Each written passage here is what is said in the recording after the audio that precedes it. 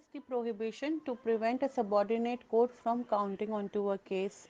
That means कि अगर कोई भी केस बहुत ज़्यादा कंटिन्यूएशन में है, बहुत ही ज़्यादा उसमें चल रहा है कि बस चले जा रहा है, सालों साल हो गए, 20 साल 25 साल चले जा रहा है, तो वो बड़ी कोर्ट में जा सकता है ये बोलने की जो निचली कोर्ट है वो बहुत टाइम लगा रही है फैसला देने में.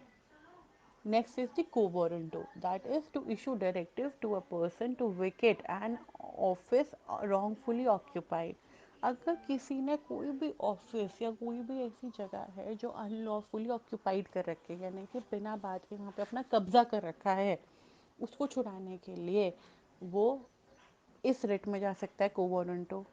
सेंटिरियोरी, that is to remove a case from a subordinate court and get the proceeding before it.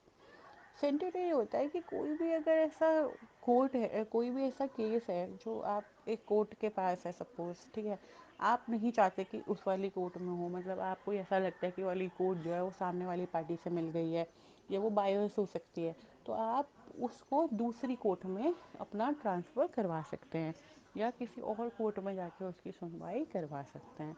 तो इस तरीके की ये 5 रिट हैं, जैसे habeas corpus, mandamus, prohibition to prevent a subordinate court from continuing a case, quo warranto हो गया, सेंटुटरी हो गया.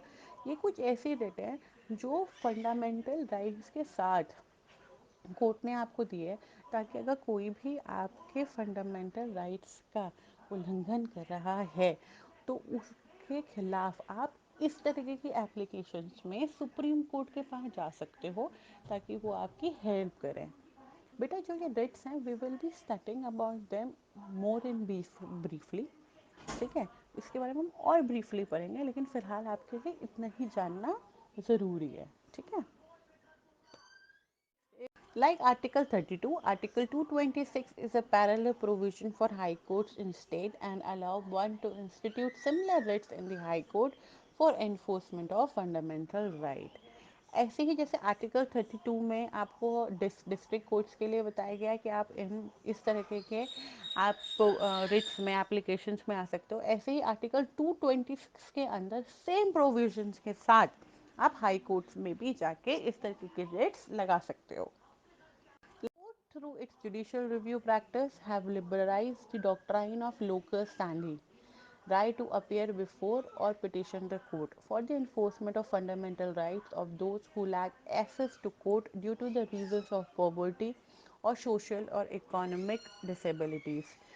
अब स्टूडेंट इसमें एक चीज़ और है, जुडिशल रिव्यू के लिए कोर्ट ने आपको एक तरीके की लिबरलाइजेशन दी है, यानी कि एक डॉक्ट्राइन है लोकस स्टैंडी की. लोकस स्टैंडी का क्या मतलब होता है, मीन्स आपके पास अधिकार है कि आप खुद जाके अपनी एप्लीकेशन कोर्ट के सामने प्रेजेंट कर सकते हो, ठीक है. ये इसलिए है कि मान लीजिए कोई पर्सन है जो कोर्ट कचहरी के चक्करों से बचना चाहता है, जो वकील का खर्चा नहीं उठा सकता, गरीब है या किसी भी तरह के इकोनॉमिक डिसेबिलिटी है, यानी कि पैसा देने में अक्षम है, तो वो क्या कर सकता है, वो अपनी इस तरीके की एप्लीकेशन को लेके, रिट को लेके खुद कोर्ट के सामने जाके खड़ा हो सकता है और खुद अपनी बात प्रेजेंट कर सकता है. उसके लिए उसे किसी भी तरह के कानूनी दावपेच नहीं की ज़रूरत नहीं है, उसको किसी भी तरीके के प्रॉपर स्ट्रक्चर की ज़रूरत नहीं है कि प्रॉपर एप्लीकेशन लिखी हो, प्रॉपर कंप्लेंट फाइल हो, इस तरीके की उसे किसी चीज़ की ज़रूरत नहीं है. वो एक नॉर्मल पर्सन की तरह जाके अपनी बात जज को समझा सकता है.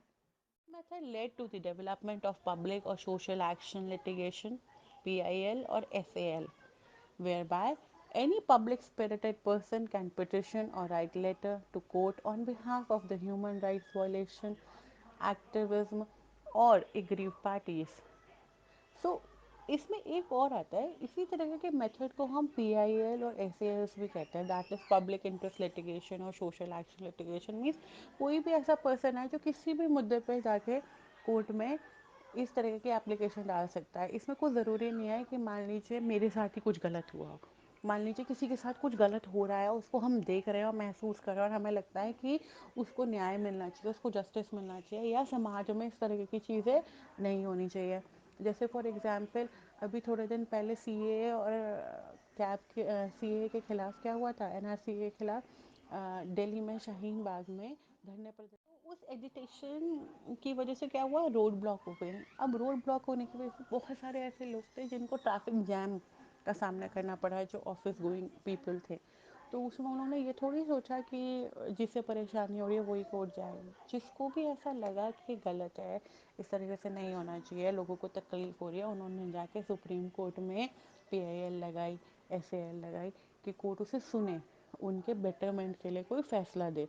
तो इस तरीके की भी PIL आप लगा सकते हैं किसी के लिए भी। कोई ज़रूरी नहीं है कि जो एग्रीव्ड है, यानी कि जो बुरा हुआ है वो आप ही के साथ हुआ हो तो आप अपनी आवाज़ स्वयं उठाएं।